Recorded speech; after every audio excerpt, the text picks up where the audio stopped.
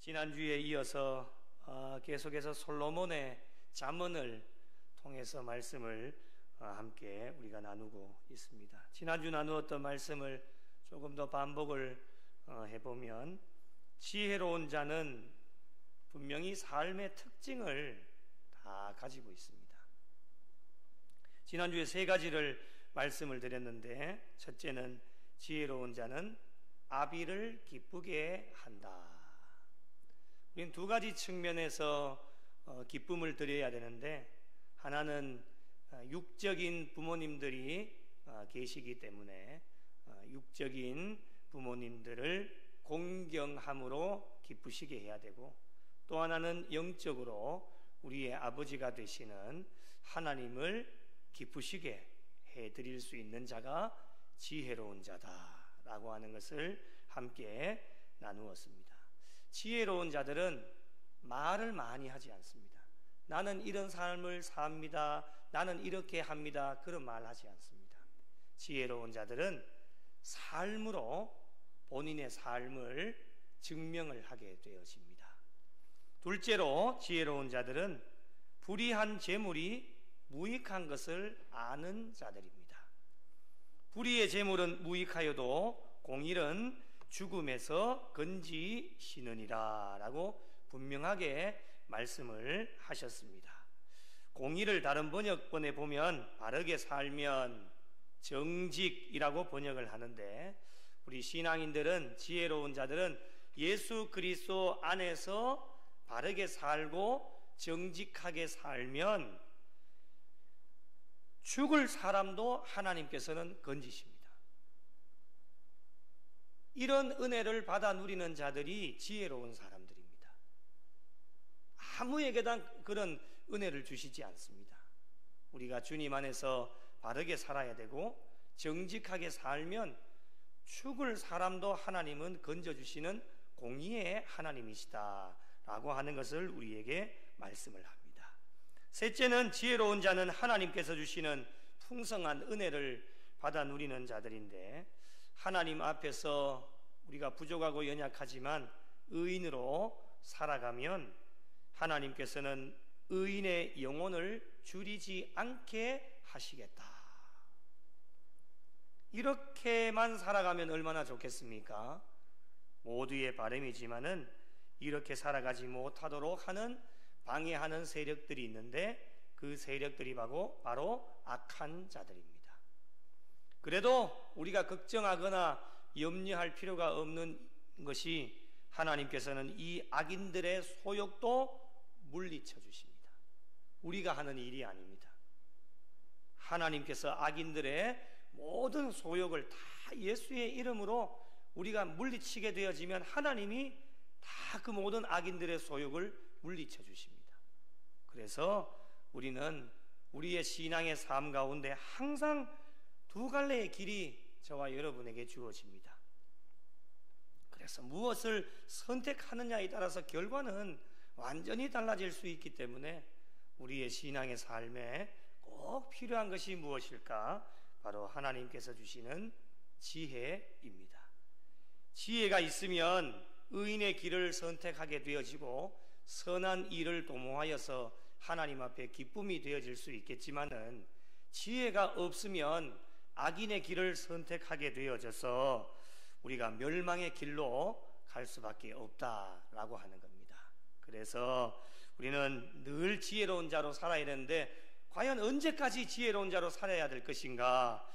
어느 한순간에만 우리가 지혜롭게 사는 것이 아니라 우리는 주님 오시는 그날까지, 천국에 들어가시는 그날까지 모든 일에 지혜로운 자로 살아갈 수 있는 신앙의 삶이 되어야 됩니다.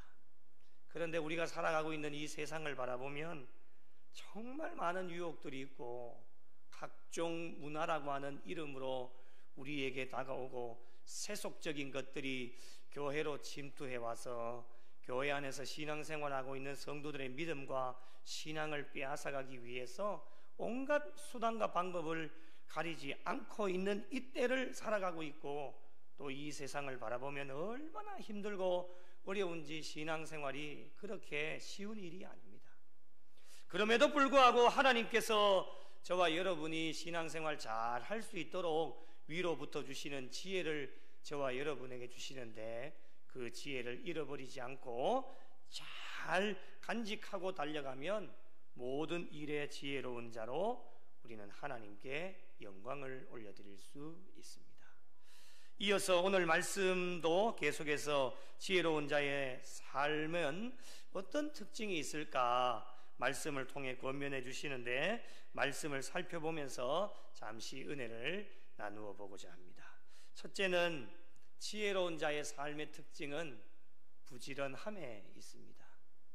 오늘 말씀 4절을 다시 한번 같이 읽어보겠습니다. 같이 읽겠습니다. 손을 게으르게 놀리는 자는 가난하게 되고 손이 부지런한 자는 부하게 되느니라. 아멘.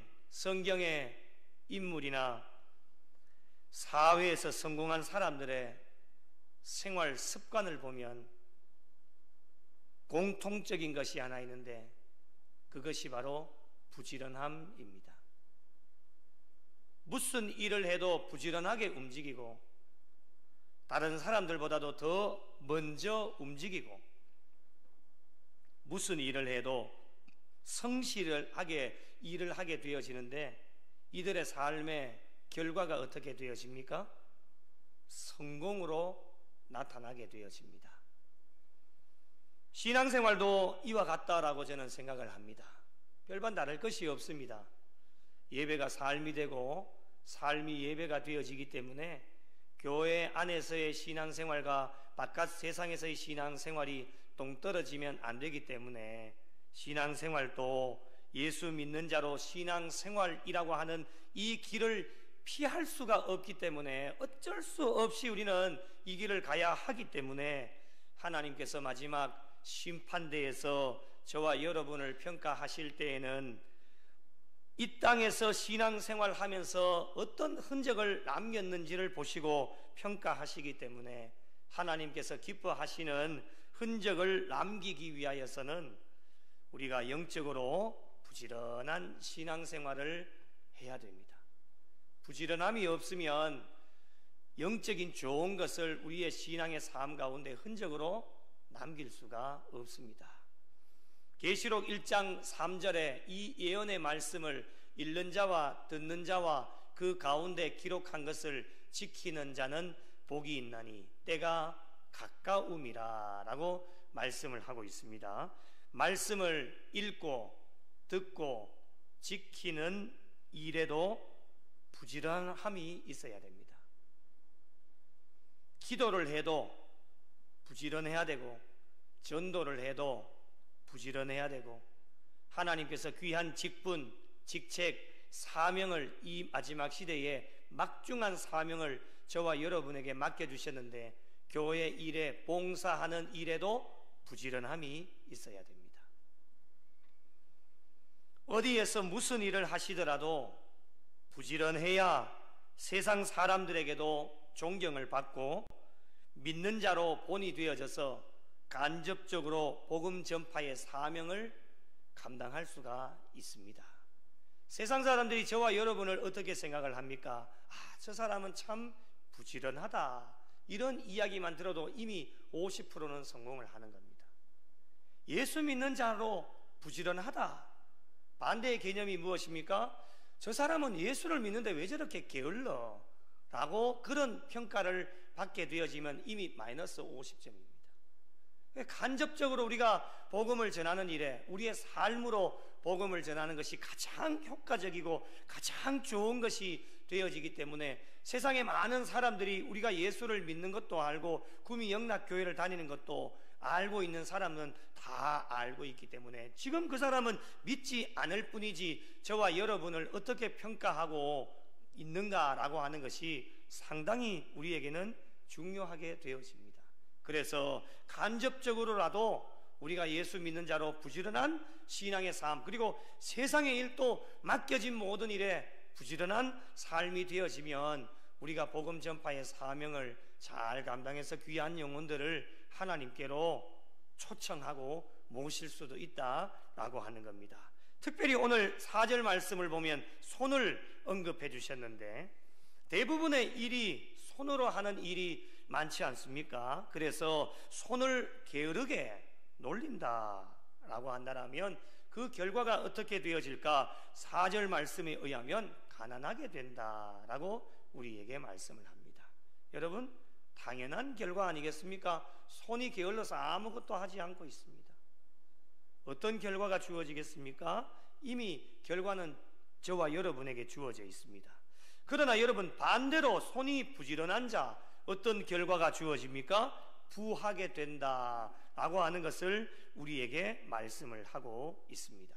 그래서 여러분, 지혜로운 자의 삶의 특징은 첫 번째가 가장 중요한 것이 무엇일까? 부지런함에 있습니다.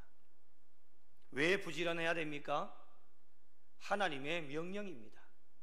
로마서 12장 11절 부지런하여 게으르지 말고 열심을 품고 주를 섬기라. 할렐루야. 하나님의 명령입니다. 우리가 세상 사람들에게 잘 보이기 위하여서 부지런하는 것이 아닙니다. 하나님의 명령입니다. 세상 사람들은 보지 않는다 할지라도 우리 하나님께서는 1년 365일 하루 24시간 늘 우리를 다 바라보고 계십니다. 그래서 우리는 늘 하나님 앞에서 열심을 품고 주를 섬기라. 하나님의 명령이기 때문에 명령에 잘 순종하며 나가는 자들이 지혜로운 자들이다 라고 하는 것을 말씀을 통해 저와 여러분에게 권면하여 주고 계십니다. 이렇게 잘 순종하며 달려가면 하나님께서는 반드시 저와 여러분에게 보상이 주어지게 되어집니다. 이것이 성경의 법칙이요 세상의 법칙이기도 합니다. 세상적으로 봐도 부지런한 자가 성공하게 되어지고 부지런한 자가 잘 되는 것을 우리의 눈으로도 똑똑하게 볼 수 있게 되어집니다. 때로는 그 시간이 오래 걸린다 할지라도 인내하면서 부지런히 자신에게 주어진 일에 열심히 감당을 하다 보면 때가 되면 성공에 이르게 되어지는 것들을 우리가 많이 보게 되어집니다. 일전에도 제가 말씀을 드렸지만 제가 즐겨보는 프로 가운데 생활의 달인이라고 하는 프로가 있습니다. 거기에 등장하는 달인들의 공통적으로 나타나는 모습을 보면 부지런함입니다. 어떤 사람은 새벽 2시에 일어나서 아침, 점심, 장사를 준비하면서 한결같이 2시에 일어납니다. 새벽 1시에 일어나는 사람들도 있습니다. 루틴이 똑같습니다. 그것을 수십 년, 10년, 20년, 30년 그 이상 한결같이 묵묵히 자신의 자리를 지키면서 부지런히 일을 할 때에 때가 되어지니까 사람들이 알아줍니다. 맛을 알아주고 그 사람의 열심을 알아주며 그 사람의 땀을 알아줍니다. 그 사람의 노력을 알아주는 거예요. 사람들이 인정을 해주는 모습을 바라보게 되어집니다. 여러분, 부지런하지 못했다라면 달인이 될 수 있었겠습니까? 포기하고 넘어지고 좌절하고 실망했더라면 달인이 될 수 없었을 겁니다. 그런데 달인도 얼마나 많은 세월 가운데 힘들고 어렵고 포기하고 싶고 또 때로는 넘어질 때도 있겠지만은 그 한자리에서 묵묵히 다시금 시작하고 연구하고 그 자리를 묵묵하게 잘 지켜내니까 수십 년이 지나고 난 이후에 그 사람의 노력과 땀을 사람들이 알아보고 인정을 해주게 되어지는 겁니다. 저와 여러분은 무엇의 달인이 되어야 되겠습니까? 생활의 달인이 되는 것도 중요하겠지만은 그것보다 더 중요한 것은 우리는 예수 믿는 자로 영적인 일의 달인이 되어야 됩니다. 신앙인들은 누구에게 칭찬을 받고 인정을 받아야 되겠습니까? 물론 달란트가 귀하셔서 잘하는 것이 있어서 세상 사람들에게도 칭찬을 받고 인정을 받는 것도 참 중요하겠지만은 우리는 예수 믿는 자로 우리에게 더 중요한 것이 있겠지요. 우리는 하나님께 칭찬을 받고 인정을 받을 수 있어야 됩니다. 자신에게 주어진 자리에서 꾸준하게 열심을 품고 주를 섬기다 보면 신앙생활의 달인이 되어져서 많은 사람들에게 존경을 받게 되어지고 하나님 앞에 칭찬받을 수 있는 성도들이 되어질 수 있습니다. 이 일을 위해 저와 여러분에게 필요한 것이 무엇이겠습니까? 부지런함입니다. 부지런하지 못하면 아무것도 할 수 없습니다. 남은 여생 주님 오실 때까지 지혜로운 자로 부지런한 자들이 되셔서 이 땅에서도 하나님 앞에 칭찬받고 마지막 하나님 심판대 앞에 섰을 때에 잘하였도다, 착하고 충성된 종이라고 칭찬받으실 수 있는 모든 성도님들이 되시기를 예수님의 이름으로 간절히 축복합니다. 두 번째로 지혜로운 자의 삶의 특징은 하나님께서 주신 때를 놓치지 않는 자들입니다. 오늘 주신 5절 말씀 다시 한번 읽어보겠습니다. 함께 읽겠습니다. 여름에 거두는 자는 지혜로운 아들이나 추수 때에 자는 자는 부끄러움을 끼치는 아들이니라. 아멘. 추수할 때가 되면 추수해야 되는 것이 당연한 겁니다.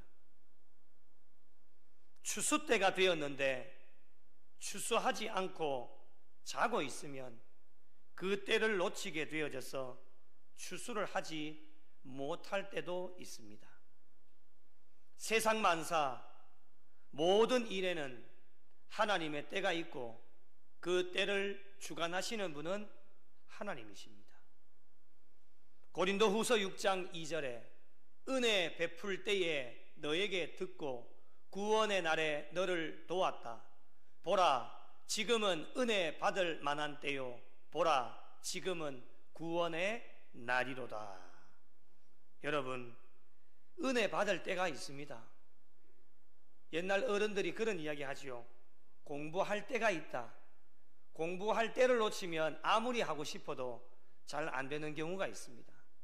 오늘날 저와 여러분의 신앙의 삶도 마찬가지입니다. 은혜 받을 때가 있습니다. 그 때가 저와 여러분에게 주어져 있다라고 한다면 그 때를 절대로 놓치시면 안 됩니다. 왜 그렇습니까? 나중에도 설명을 드리겠지만 그 때를 주관하시는 분은 하나님이십니다. 우리가 그 때를 마음대로 만들 수가 없습니다. 자기 기분 좋을 때에 오늘 은혜 받으면 좋겠다, 그건 본인 생각이죠.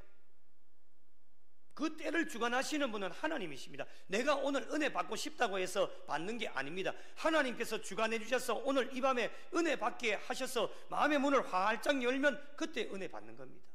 우리가 아무리 은혜 받고 싶어도 하나님 때가 아니면 다음 때로 그 때를 뒤로 미루십니다. 우리 마음대로 하는 것이 아닙니다. 때를 주관하시는 분이 하나님이시기 때문에 은혜 받을 때를 놓치면은 다시금 은혜 받을 때가 찾아오지 않을 수도 있다라고 하는 겁니다.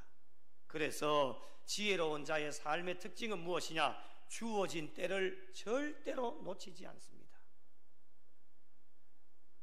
운동선수들이 찬스가 오지요. 점수를 낼 수 있는 찬스, 그 찬스를 놓치지 않습니다. 그 찬스를 놓치지 않는 사람이 훌륭한 선수입니다. 주어진 찬스를 놓치게 되어지면 훌륭한 선수가 되지를 못합니다. 오늘날 신앙의 삶도 마찬가지입니다. 은혜 받을 때가 있습니다. 회개할 때가 있습니다.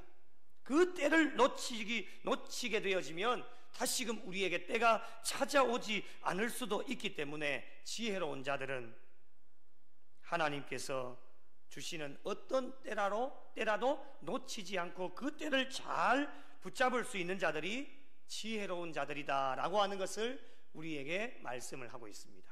에베소서 5장 16절, 세월을 아끼라, 때가 악하니라. 원문에 보면 이런 뜻이 있습니다. 세월을 아끼라 라고 하는 원문의 뜻은 기회를 잘 붙잡아라 라고 하는 뜻이 있습니다. 기회를 잘 붙잡아야 됩니다. 때가 악합니다.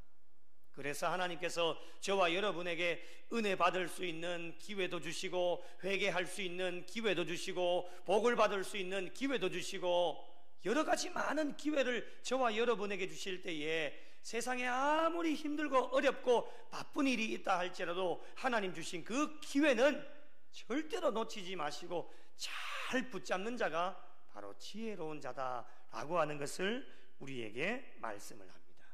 여러분, 하나님 주신 건강이 있을 때 봉사해야 됩니다. 많은 분들이 그런 이야기를 해요. 지금 연약하여 몸이 아프고 힘들 때에 그 과거를 회상해 보지요.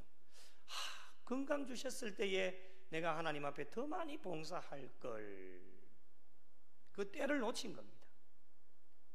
하나님 주신 물질이 있을 때에 하나님께 하나님의 영광을 위해 쓰고 교회를 위해서 그리고 선교를 위해 구제하고 나누는 일에 써야 됩니다.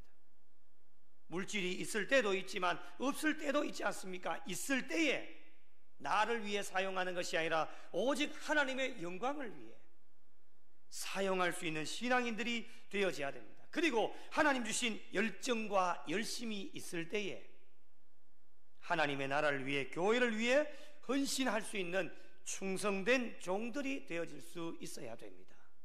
여러분, 열심과 열정도 내가 마음대로 하려고 해도 그게 잘 안 됩니다. 열심과 열정이 있을 때에 힘차게 달려가야 되지, 열정과 열심이 떨어지면 다시금 끌어올린다고 하는 것이 마음먹은 대로 잘 되어지지 않습니다. 다들 경험해 보셨지 않습니까? 그 열정, 열심이 있을 때 더 힘차게 달려가야 되지, 열정과 열심이 떨어지면 다시 끌어올리기가 너무너무 힘들다라고 하는 것을 우리는 삶을 통하여서 많이 경험을 하게 되어집니다. 그래서 열정을 주실 때, 힘을 주실 때에 그 열정과 힘이 떨어지지 않도록 영적으로 우리의 믿음과 신앙을 잘 관리하고 더욱더 하나님의 나라를 위해 교회를 위해 헌신하고 충성된 일꾼들이 되어질 때에 이렇게 주어진 기회를 잘 활용하는 자들이 바로 지혜로운 자들이다 라고 하는 것을 우리에게 말씀을 합니다.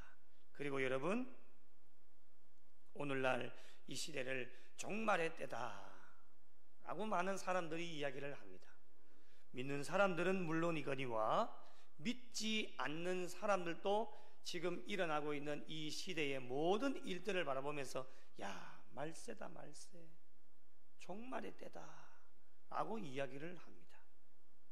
이러한 때에 저와 여러분이 예수를 믿음으로 신앙의 삶에 무엇을 준비해야 되겠습니까?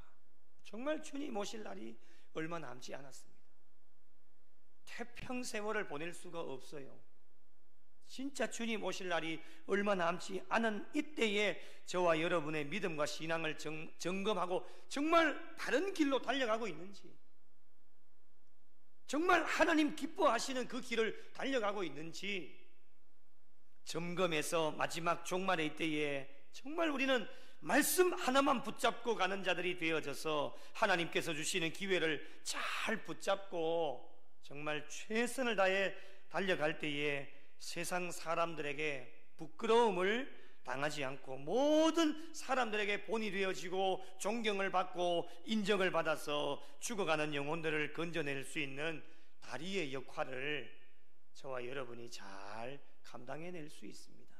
남은 여생 하나님께서 주시는 지혜로 모든 때를 잘 분별하셔서 때를 놓치지 마시고 잘 붙잡아 모든 일에 하나님께 영광이 되어지고 하나님을 기쁘시게 해드리실 수 있는 우리 복된 성도들이 되시기를 예수님의 이름으로 간절히 축복합니다. 마지막으로 한 가지를 더 살펴보면 지혜로운 자의 삶의 특징은 의인으로 살아가게 되어집니다. 의인의 삶의 특징이 어떻습니까? 오늘 말씀 6절과 7절에 의인과 악인의 삶을 비교하고 있는데요, 6절의 말씀을 보시면 의인의 머리에는 복이 임하나 라고 말씀을 합니다. 이 부분을 세 번역에 보니까 이렇게 번역을 합니다. 의인의 머리에 복을 이고 있으나. 우리의 머리에 뭘 이고 있어요? 하나님의 복을 이고 있는 겁니다. 여러분, 그것을 한번 상상을 해보십시오. 먹을 것 이고 있는 게 아니에요.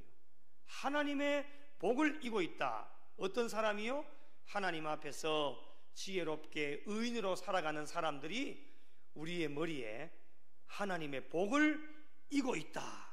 여러분, 얼마나 복된 일입니까?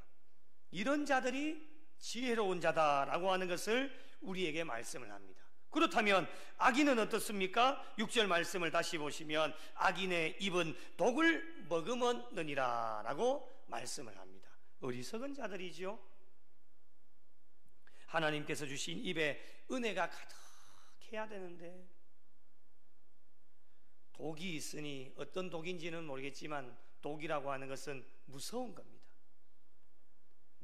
맹독사에게 물리면은 사람이 죽게 되어지죠. 벌도 그 침이 얼마나 무섭습니까? 물리면, 쏘이면 바로 죽는 거예요. 그 독이 독하기 때문에, 강한 독성이 있기 때문에 그런 거예요. 여러분, 의인의 삶은 늘 입에 은혜로운 말만 합니다. 그런데 은혜롭지 못하고 의인의 삶을 살아가지 못하는 어리석은 자, 지혜로운 자가 아닌 어리석은 자는 그 입에 어떤 것을 물고 있냐? 독을 머금고 있는 거예요. 여러분, 그래서 사람의 말 한마디에 사람을 살리기도 하고 사람을 죽이기도 하는 거예요. 그래서 지혜로운 자는 사람을 살려내는 자들이지만 지혜롭지 못하고 어리석은 자들은 사람을 죽이는 사람들이에요. 그러므로 신앙인들은 지혜로운 자로 늘 의인의 삶을 살아가야 됩니다.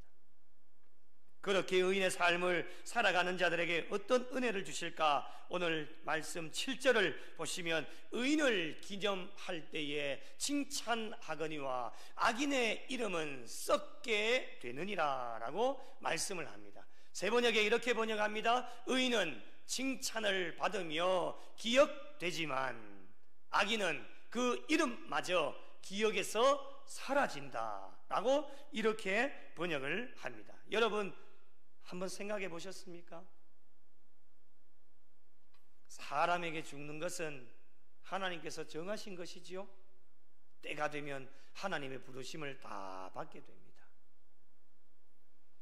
우리가 죽고 난 뒤에 사람들은 나를 어떻게 평가할까?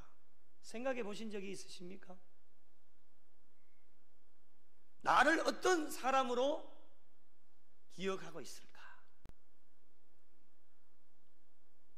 죽지 않아도 지금 이 땅 가운데 우리가 신앙인으로 예수를 믿으면서 살아가고 있는데, 구미 영락교회를 섬기면서 과연 나를 어떤 사람으로 평가하고 있을까?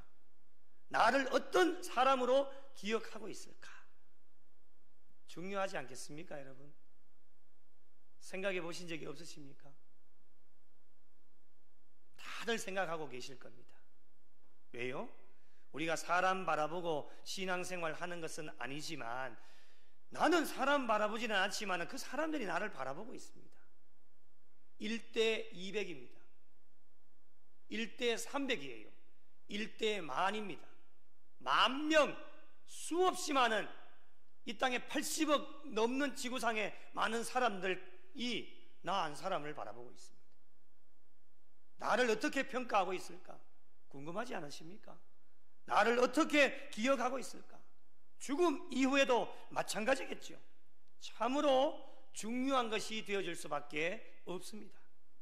정말 중요한 것이기 때문에 신앙생활의 모든 순간이 하나님의 역사이기 때문에 의인의 삶을 살아가야 하고, 나의 삶을 통해 아름다운 하나님의 역사를 만들어 나가야 하기 때문에 언젠가는 죽음을 저와 여러분이 다 맞이하시게 되어질 텐데, 나의 모습을 기억할 때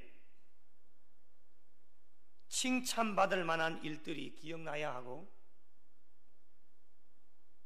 천사의 모습이 떠올라야 하며 예수님의 삶을 본받고 예수님을 따라가는 자들이 되었다라고 기억되어질 수 있어야 됩니다. 특별히 하나님께 칭찬받는 자로 기억이 되어져야 됩니다. 왜 그렇습니까? 마지막 주님 심판대 앞에 섰을 때에 저와 여러분을 무엇으로 평가하겠습니까? 서두에도 말씀을 드렸지만 좋은 흔적들, 은혜로운 흔적들, 이 땅 가운데 살면서 교회를 섬기고 하나님의 나라를 위해 어떠한 일을 하였는지 그 흔적은 사라지지 않는 것이기 때문에 칭찬받는 자로 기억되어질 수 있으려면 칭찬받기 위하여서는 칭찬받을 수 있는 일들을 이 땅 가운데서도 하셔야 됩니다. 말로만 해서는 안 되겠지요. 말은 누가 못합니까? 말은 누구나 할 수 있습니다. 그러나 하나님께서는 우리의 말이 아닌 삶으로 그것을 증명해 내라고 우리에게 명령하고 계시기 때문에 칭찬받을 만한 사람으로 기억되어지려면 칭찬받을 만한 일들을 우리는 이 땅 가운데서 해야 됩니다. 그래야 저와 여러분에게 마지막 하나님 심판대 앞에 갔을 때에 상급이 따라옵니다. 마태복음 25장 21절 같이 한번 읽어보실까요? 시작. 그 주인이 이르되 잘하였도다 착하고 충성된 종아, 네가 적은 일에 충성하였음에 내가 많은 것을 내게 맡기리니 내 주인의 즐거움에 참여할지어다. 아멘. 저는 늘 그런 것을 기대합니다. 다른 말씀이 필요 없을 것 같아요. 잘했다. 이 말씀 한마디 그걸로 족할 것 같아요. 잘하였도다. 잘했다. 한 가지 더 붙인다면 수고했다. 애썼다. 뭐 다른 말씀이 뭐가 필요하겠습니까? 우리가 구구절절 설명 말씀을 드리지 않아도 하나님은 저와 여러분의 모든 삶을 이미 다 알고 계시는데요. 그 모든 일을 다 알고 계시면서 마지막 하나님 심판대 앞에 섰을 때의 조 목사, 수고했다. 잘했다. 애썼다. 이거 하나면 족하지 않겠습니까, 여러분? 하나님께서 그렇게 평가하시려면은 저와 여러분의 이 땅의 삶이 어떻게 해야 되겠습니까? 우리의 믿음과 신앙생활에 잘 하셔야 됩니다. 그리고 수고도 아끼지 않으셔야 됩니다. 그리고 하나님 나라를 위해, 교회를 위해 애쓰셔야 됩니다.